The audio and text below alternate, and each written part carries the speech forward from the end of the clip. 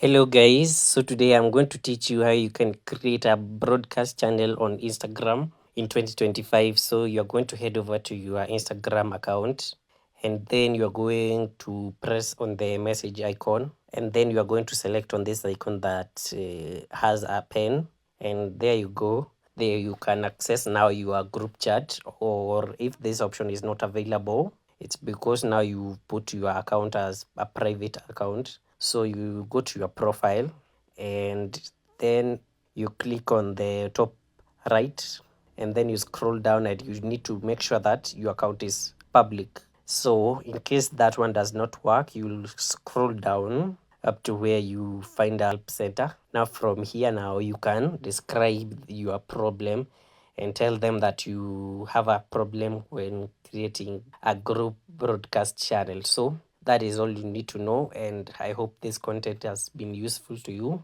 See you in the next video.